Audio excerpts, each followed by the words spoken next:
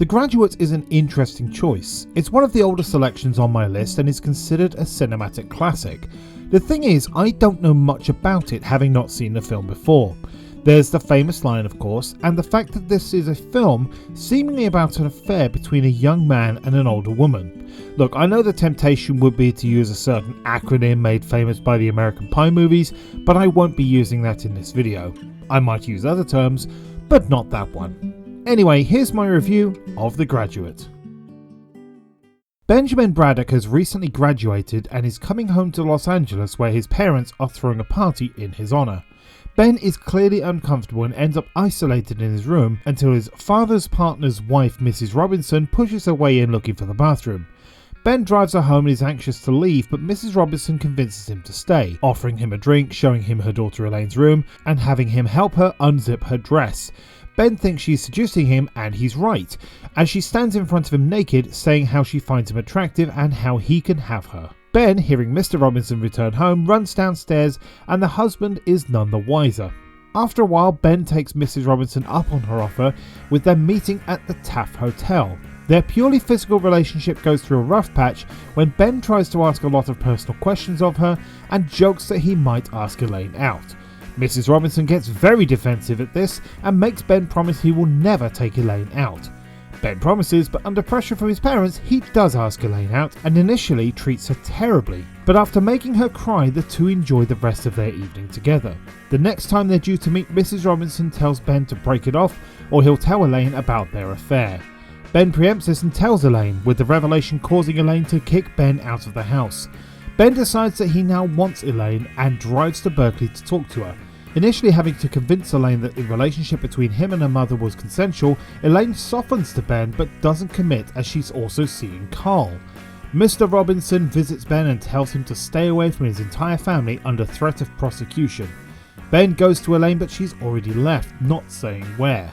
Ben then breaks into the Robinsons' house when Mrs. Robinson calls the police, telling Ben he's too late and he'll never find Elaine. Ben, through some clever questioning of Elaine and Carl's friends, finds out that they're getting married, and after finding out which church, he drives there as fast as he can but runs out of fuel on the way. He runs the rest of the way, but from an observation deck he sees that Carl and Elaine are now married. He yells Elaine's name and she yells back. This causes a brawl in the church, from which Ben and Elaine escape and run away together. The film ends with them departing at the back of a bus. Okay, so let's tackle the story first because I have a lot to say about this. The story has a fairly strong start and had me engaged for a while. I thought this would be a story about how Benjamin, shown to be a doormat at the beginning, gains his confidence after a summer fling with an older woman. That's the film I would have liked to see, though that might have something to do with my personal taste. It's a cougar, alright. Where the film went off the rails is after Ben and Elaine broke up, and Ben really became obnoxious. The film shows that he and Elaine had one date. Half of it he treated her poorly and made her cry. Suddenly he's in love with Elaine, and not to sugarcoat this, he stalks her. He gets an apartment at Berkeley and follows her, asking lots and lots of questions, when she's clearly on a date with Carl. For some reason, she gives him a chance to explain himself, and he asks her to marry her by the end of the conversation, and she thinks about it! Ben then follows her around asking a ton of questions while she's studying and going to classes. I once knew someone who asked a lot of questions of me, asking my opinion on anything they could think of, and let me tell you firsthand, it's exhausting. How Elaine somehow fell for this man is just crazy. The film gets back on track by the time Ben starts looking for Elaine as she's getting married, but again, they've had one date to this point. I think the story went in the wrong direction, and overall, I'm not a fan. I love listening to Reddit stories being narrated. This could be one of the crazier ones. I will say though, Dustin Hoffman portrays social anxiety well before it's a recognised condition. You could say that this performance is ahead of its time. And Bancroft on the other hand stays fairly stoic throughout, and this is by design. The only time she gets emotional is during the wedding brawl, where she ends up slapping Elaine. It's a counterpoint to Hoffman's performance. It's just a shame that once Ben starts to pursue Elaine, that we don't see her much. This isn't her story. She is merely the setup to Ben and Elaine's story. Does Mrs. Robinson pass the Bechdel test? Her conversations are mostly about Ben or Elaine, and we never even find out her first name. Hey, guess who only found out about the Bechdel test recently? It was kind of cool to see William Daniels as Ben's dad, seeing as how I mostly know him for... For those on the fence about whether to watch The Graduate, let me ask you a question. Do you like Simon and Garfunkel?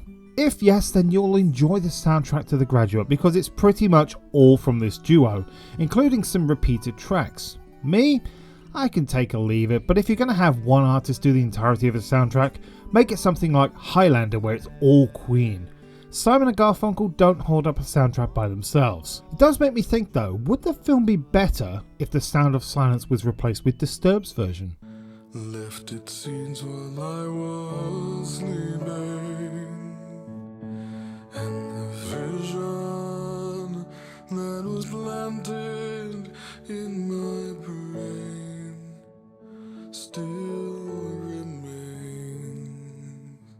within the sound of silence. I think The Graduate is a well-made film with some interesting directorial choices.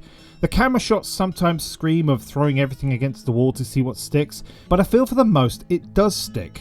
It was one of the categories that had the film nominated for 7 Academy Awards, winning just one for Best Director. To date, it's considered one of the best ever American films, listing number 7 on the American Film Institute's Top 100 Greatest American Movies between Wizard of Oz and On the Waterfront. I don't agree though. That story takes the whole thing down. Character motivations are unrealistic, and the film has a really unsatisfying ending. The Graduate fails for me in terms of making you want to root for the central love story or even having you like the main protagonist. Every main character comes off bad, even a lot of the supporting characters. For as well made and well acted as the film is, the story is the point, and if that doesn't engage me, I can't recommend it. Put simply, The Graduate didn't seduce me. Thank you for watching this video. If you like what you see, please give this video a like and share it on social media. Maybe leave a comment below about what you thought of this video. And if you'd like to see more, please subscribe for more content. If you'd like to support me in other ways, you can buy merchandise at bradleyj.tmail.com, where you can buy t-shirts, tote bags and more. Or you can become a Patreon at www.patreon.com/BradleyJVoices for just £1 a month. Coming up next for the Film Review Open Challenge is Lady Hawk. For now though, thank you very much for watching.